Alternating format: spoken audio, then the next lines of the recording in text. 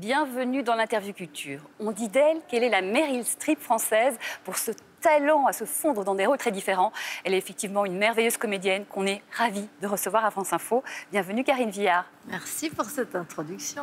Avec joie. Vous venez nous parler de Magnificat, qui est le film qui sort là mercredi le 21. Il est réalisé par Virginie Sauveur. Alors pour commencer, c'est l'histoire de qui, de quoi? Moi, je joue une chancelière du diocèse. Alors, qu'est-ce que c'est une chancelière du diocèse? Eh bien, c'est une espèce de super entendante, super secrétaire, c'est-à-dire c'est par elle que convergent toutes les informations qu'elle dispatche. Et c'est une femme qui est donc appelée au milieu de la nuit parce qu'un curé est mort. Elle dit, bon, bah, en soi, quel dommage. Elle connaissait ce père Fouché, très apprécié dans la paroisse. Et elle dit, bah, dans ces cas-là, appelez le médecin légiste. Donc, le médecin légiste est appelé à son chevet. Elle dit, oui, justement, le médecin légiste est là, il veut voir quelqu'un du diocèse. Donc, j'y vais. Et là, j'apprends. Alors, je ne dévoile rien parce que c'est dans la bande-annonce. Oui. Et là, j'apprends qu'en fait, cette femme ce curé qui a officié toute sa vie est en fait une femme. Et donc, qui s'est caché, qui s'est déguisé en homme pour avoir le droit de célébrer le Christ. Et donc, le médecin me dit, j'ai fait mon travail, à vous de faire le vôtre. Et là, le film commence. C'est ça. Et là, vous vous retrouvez face à un dilemme, c'est-à-dire, c'est quelque chose de secret, de caché, mais c'est plus fort que vous. Vous allez vouloir mener l'enquête. Ben, je veux mener l'enquête parce que je me dis, d'abord, toute l'institution ecclésiastique se dit, est-ce que l'Église catholique est infiltrée par les femmes? Qui est cette femme qui s'est fait passer pour un homme? Elle a pris l'identité de qui? Et moi, je dis, on ne peut pas laisser ça sous silence. On doit absolument mener l'enquête. Et évidemment, les autorités ecclésiastiques m'en empêchent en disant, ce n'est pas votre travail. Et à partir de là, en fait, c'est le parcours de cette femme qui elle-même se révèle à l'intérieur de cette histoire en menant cette enquête qu'elle n'a pas le droit de mener. On va tout de suite regarder un extrait. Vous nous avez donné envie. On va voir ça en images. Je suppose que c'est à vous que je dois remettre ceci. Qu'est-ce que c'est? Certificat de décès. Il y a une erreur. Non. Vous pouvez vérifier. C'est une femme. Madame la chancelière, si le Vatican découvre que nos séminaires sont infiltrés par des femmes, ça serait l'apocalypse, non? Faudrait creuser un peu, quand même, non? Pascal Fouché, né sous X. C'était un petit garçon particulier. Pourquoi elle vous a demandé de révéler la vérité? Dans l'espoir qu'il se passe quelque chose.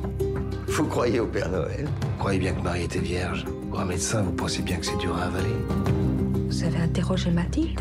C'est elle qui tenait l'appareil. Elle aurait rejoint la communauté gitane.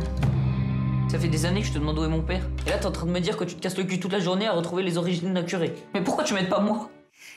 Karine Viard, une autre histoire, dans l'histoire, c'est cette relation que vous avez avec votre fils. On a vu dans l'extrait. C'est aussi une relation un petit peu compliquée que vous avez à gérer. Oui, c'est-à-dire j'élève seul un enfant, un fils, ado, difficile, qui se scarifie. Et je suis dans une grande solitude à ce moment-là. Mais c'est l'histoire de ce parcours de femme combative, morale. Je voudrais dire que ce que j'aime beaucoup dans ce film, c'est que c'est un film qui interroge le dogme, mais qui exalte la foi. Mm-hmm. C'est-à-dire que la foi n'est jamais moquée, mise en question. Et la foi est une belle chose, moi, que je cautionne absolument. Mais c'est le dogme qui est interrogé, c'est le dogme qui est critiqué.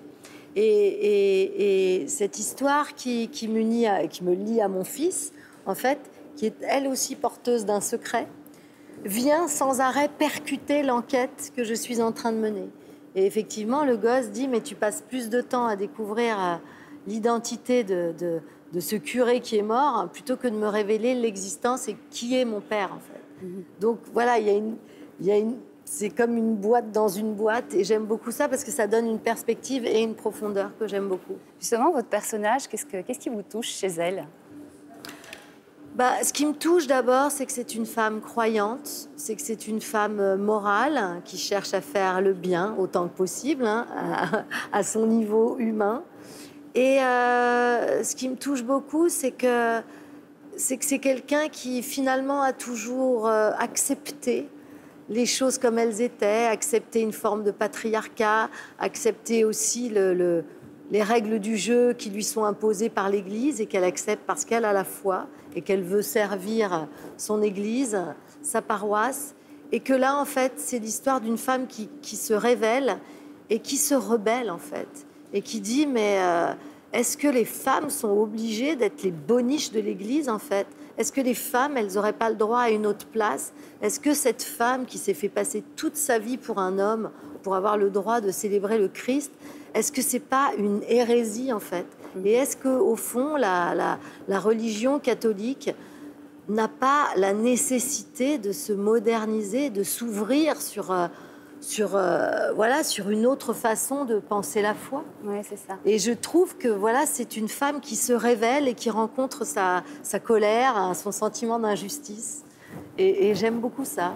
Vous trouvez des points communs avec elle? Alors moi, c'est vraiment une question que je ne me pose jamais parce que c'est une question qui ne m'intéresse pas. Ah. C'est-à-dire... Non, mais c'est cette réponse. Oui. C'est-à-dire que ce que j'ai en commun avec mes personnages ou pas, je m'en fiche. On se demande parfois si on va chercher en soi, vous savez, le jeu du comédien qui va chercher en soi pour nourrir son personnage. Ça ne se passe pas comme ça. Moi, je fonctionne plutôt un peu comme les enfants, c'est-à-dire on imaginerait que je ferais ça, et puis je ferais ça, et puis je ferais ça. C'est-à-dire que l'imagination, tout le processus créatif et aussi se sentir légitime, hein, c'est-à-dire que tu travailles pour te sentir à même de pouvoir le faire. Mais moi, c'est tout le travail de l'imaginaire où je me dis, je pourrais faire ça, je pourrais imaginer que je suis cette femme-là. Mais la question qui viendrait me percuter, qu'est-ce que j'ai en commun avec ce personnage, c'est une question que je me pose jamais. Mais par contre, j'ai un regard sur mes personnages. Je sais ce que j'ai envie d'en faire. En ce moment, je tourne une série pour France Télé. Je sais ce que j'ai envie de faire de ce personnage. Et j'imagine que je peux le faire. Oui. Mais je me dis pas qu'est-ce que j'ai en commun avec elle. C'est pour ça aussi que quand je joue des personnages très discutables moralement, au fond, ça ne vient jamais me mettre en difficulté parce que moi, je mets qui je suis au service de ce rôle, mais je ne confonds jamais qui je suis avec mes personnages. C'est bien aussi pour l'équilibre mental. Je pense.